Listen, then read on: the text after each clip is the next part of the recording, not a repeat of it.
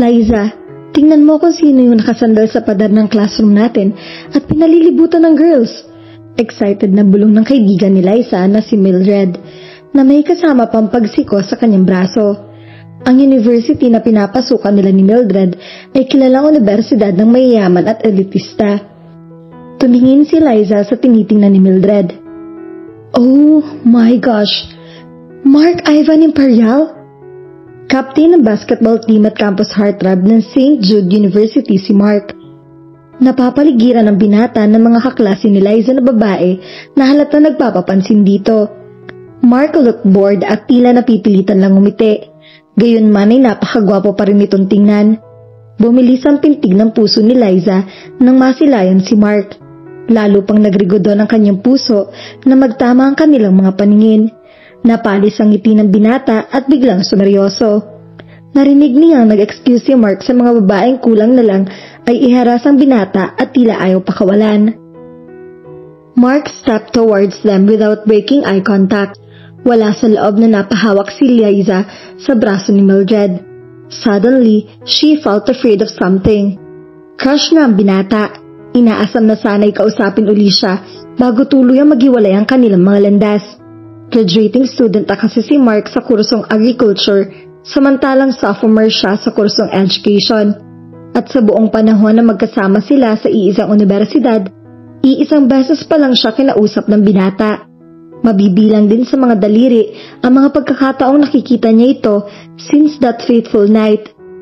Nasa unang taon si Liza sa kolehiyo nang sagipin siya ni Mark mula sa mga nagtangkang mambastos sa kanya ng mga senior student na nakatambay sa waiting shed di kalayuan sa St. Jude University. Ginabi siya ng uwi dahil sa pagre-research. At habang naghihintay ng masasakyan ay nilapitan ni Liza ng mga kapwa niya estudyante at pilit isinasama ng mga ito. Mabuti na lang, dumating si Mark at agad nagsilaalisan ng mga estudyante nang sitahin ng binata ang mga ito. Halatang kilala ng kalalakihang iyon ang binata para magsipawlasan ng ganoon. Pero siya man ay hindi nakaligtas sa paninita ni Mark. Naalala pa ni Liza ang sinabi noon ni Mark sa kanya pagkaalis sa mga nagtangkang mambastos sa kanya. Hindi ka ba marunong mag-ingat? Are you really trying to catch danger? Pasinghal na sabi nito. Hindi pinansin ni Liza ang sinabi ng lalaki dahil abala siya sa pagsusuri dito. Hindi kasi niya kilala ang lalaki. Base sa uniformeng suot nito, isa rin ang lalaki sa mga estudyante ng St. Jude. Ubo dito ng gwapo. Parang younger version nito ng Tom Cruise, minus the eye color. Itim ang mga mata nitong titig na titig sa kanya. Sorry kung naabala kita. Nahihiyang paghingi ni Liza ng paumanhin sa lalaki pagkatapos ng ilang sandaling pagsuri dito. Nagyuko siya ng ulo. Hindi siya makatingin ng diretso sa lalaki. She knew he was angry but there was something in her eyes that she couldn't comprehend. Come here, ihahatid na kita sa boarding house mo. Malumanay ng sabi ng lalaki at humagpag patungo sa motorbike nito. Nagulat si Liza na alam ng lalaki na nasa isang boarding house siya tumutuloy. Naku, hindi na. Ayaw ko maabala pa kita ng husto. Marami namang sasakyang dumaraan dito. Salamat na lang. Mahina ang boses sa pagtanggi ni Liza. Hindi niya alam kung bakit bigla ay nakaramdam siya ng uneasiness sa presensya ng lalaki. But she knew he wouldn't do her any harm. It was because of something she couldn't explain. Yeah, maraming sasakyan dumaraan na puno na kaya kanina pa nga kitang pinapapunta, kanina pa kitang ihahatid. Para hindi ka na mabastos dito. Sarkastikong sabi ng lalaki at kinuha sa likod ng motorbike ang isa pang helmet na dala at isinoto yun kay Liza. Napakalapit ng lalaki sa kanya na nagdulot ng kakaibang kaba sa kanyang dibdib. Nalalanghap din niya ang swabing amoy nito. And that was intoxicating her. Wala na siyang nagawa nang igiya siya sa napakaraang Ducati bike nito. Kumapit ka ng mabuti kung ayaw mong mahulog, sabi ng lalaki na tumakbo na sila. Pinatakbo nito ng mabilis ang bike kaya napilitang higpitan ni Liza ang pagkakayakap sa baywang nito. Gusto niyang mainis sa lalaki dahil alam niyang sinadya nitong pabilisan ang pagpapatakbo para mapilitan siyang kumapit dito ng mahigpit. Pero nangibabaw ang kakaibang pakiramdam dulot ng pagkakadikit ng kanilang mga katawan. Pakiramdam ni Liza ay buhay na buhay ang bawat himay-himay ng kanyang katawan. Nandito na tayo, untag ng lalaki. Bahagyang nagulat si Liza na mapagtantong nasa tapat na sila ng kanyang boarding house. Hindi siya tinanong kung saan ang boarding house niya, kaya nagtaka siya kung paano nito nalaman yon.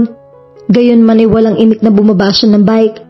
Huhubarin na sana niya ang helmet para ibalik dito, ngunit hindi niya iyon matanggal. Nanginginig na tinulungan ng lalaki si Liza. Aksidenteng nahawakan nito ang kanyang mga kamay na agad niyang binawi dahil sa tila kuryenteng gumapang dito. Nakita niya nagsalubong ang mga kilay ng lalaki dahil sa naging reaksyon niya, ngunit hindi ito nagsalita. Salamat sa paghahatid at pagligtas mo sa akin mula sa mga gustong mambastos sa akin kanina. Nauutal na sabi ni Liza.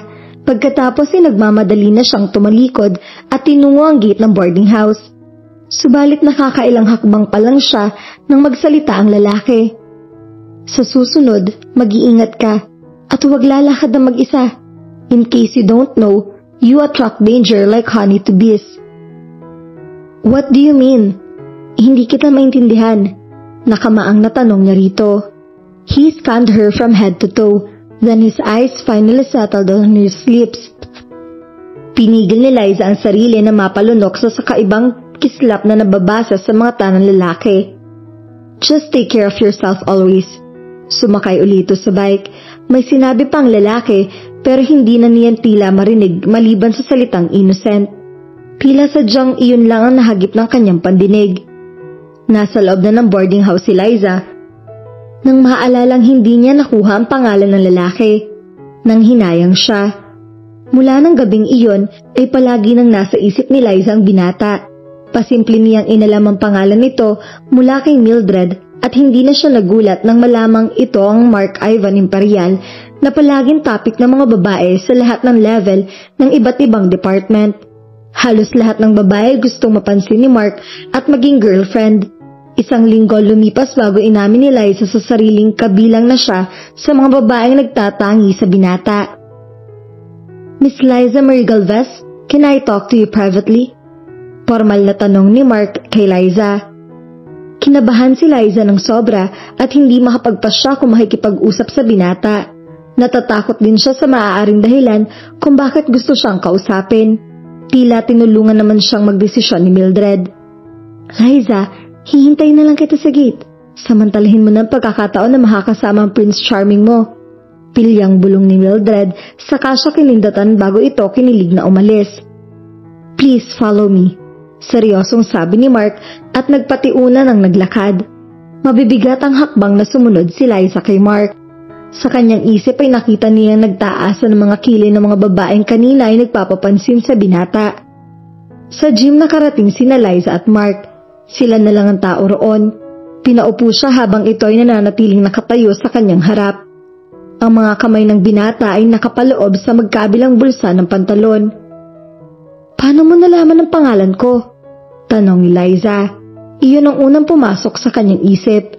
Hindi niya inaasahang makakag-interes ang binata na alamin ang kanyang pangalan tulad ng ginawa niya rito. Who wouldn't know your name? You're the secret fantasy of half the male population of this campus. Nag-init na mga pisngi ni Liza sa sinabi ni Mark. Agad siyang nagyuko ng ulo upang hindi nito makita ang pagmumula ng kanyang mga pisngi. But of course, you don't know that. Naramdaman niyang nakatingin nito sa kanya habang nagsasalita ito. You're smart, beautiful, and sexy, and yet shy and innocent that made you different from the rest of the girls. You're such a goddess, and you have no idea about it. Mixed admiration and amusement were evident in his voice as he surveyed her. Lalo pa nag-init ang mga pisngi ni Liza sa direktang pagpuri ni Mark sa kanya. Sa kanyang opinyon ay sobra-sobra ang papuri nito.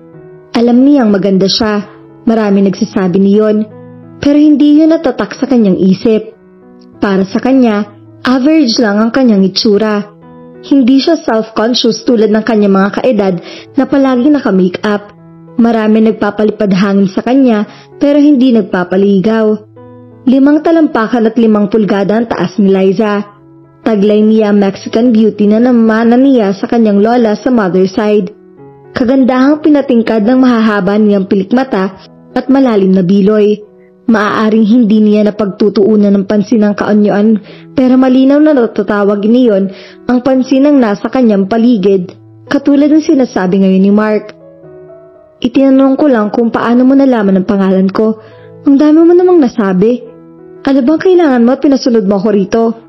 Mataray na tanong ni Liza upang pagtakpan ang hiyang nararamdaman.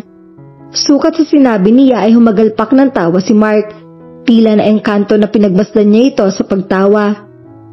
Dear Lord, lalo pa siyang gumwapo. Nagsasomersault na naman ang puso ni Liza. Mukhang titindang damdamin niya para kay Mark. Kung magkakasama pa sila ng matagal. Suminghot siya na makabawi sa trance ng likha ng pagtawa ng binata. Tumigil si Mark sa pagtawa nang makitang nalukot ang mukha ni Liza. Parang gusto ko nang magbago ng agenda sa pagkausap sa'yo. You really must be different to make me feel this way. Nakatitig sa kanya ang nakangiti pa ring mga mata nito, and yet his voice hinted of something like amazement. Bakit mo ba talaga ako gustong kausapin?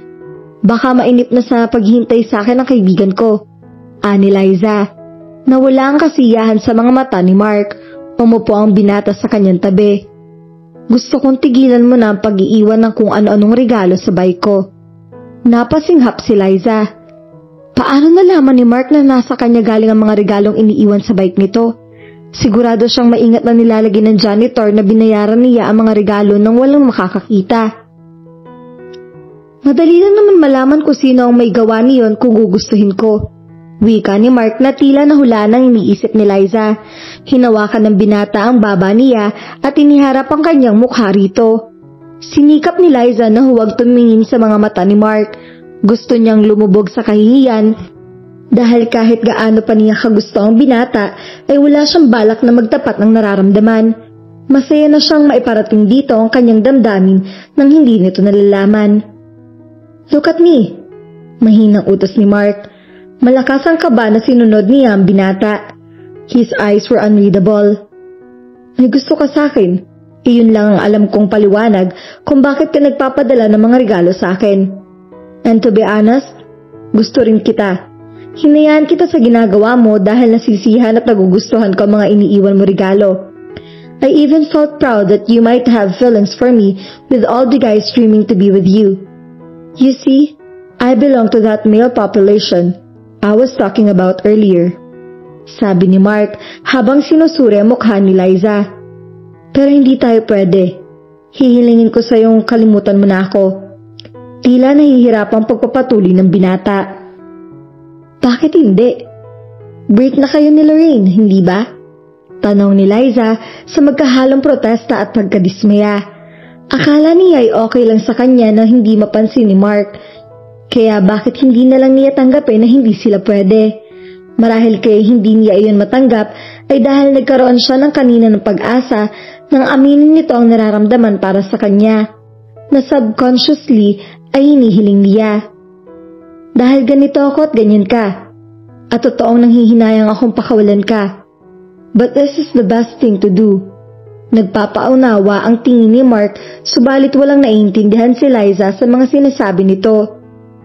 Maaari bang lilawin mo mga sinasabi mo? You said I'm smart, but I don't think I'm smart enough to understand your kind of riddles. I'm as clueless as a brainless person. Muling tumawa ang binata.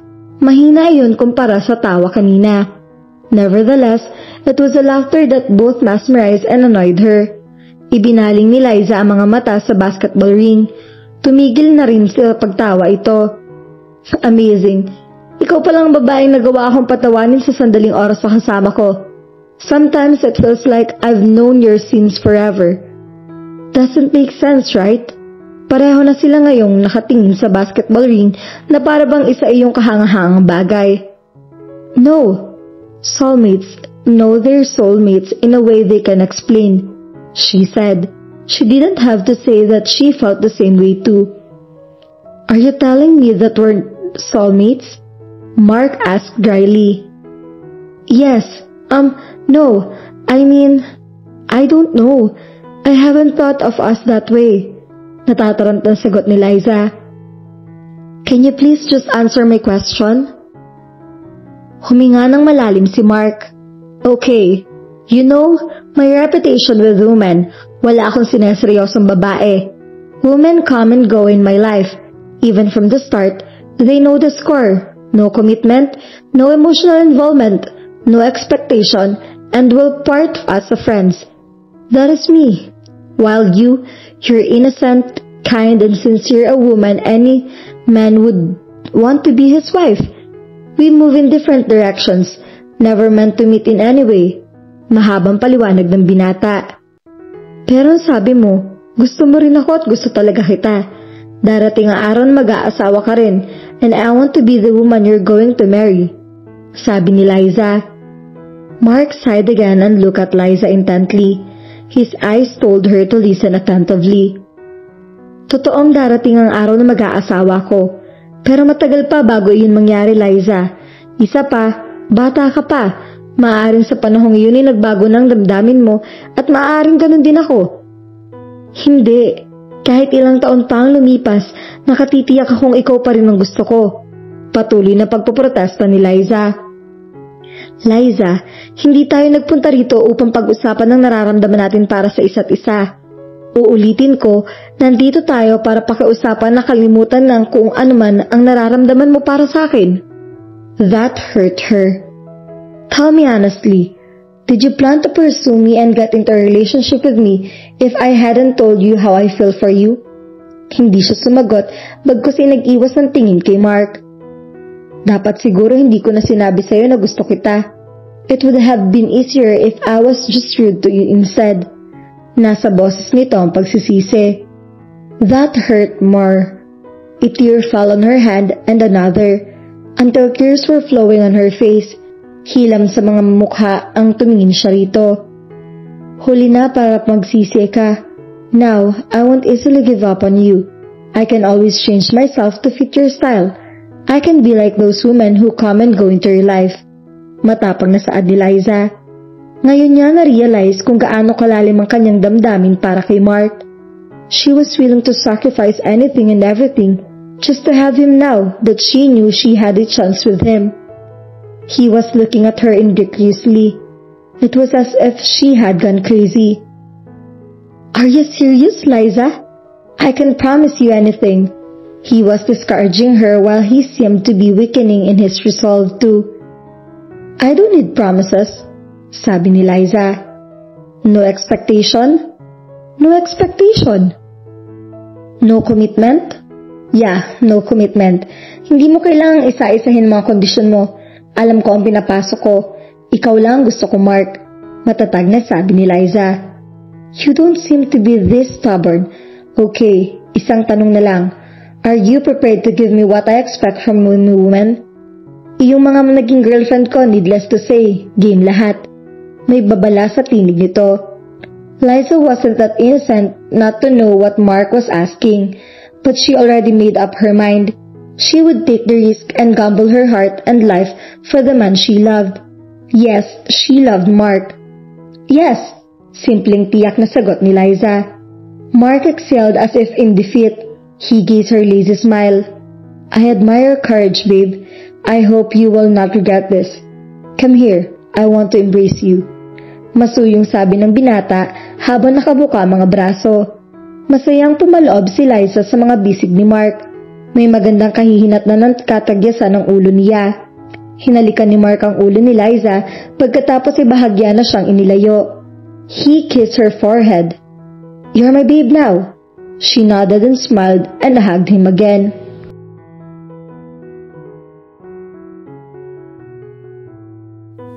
At dito na po nagtatapos ang ating kwento. Sabay-sabay po nating abangan ang susunod na kabanata. Maraming salamat po. God bless and stay safe.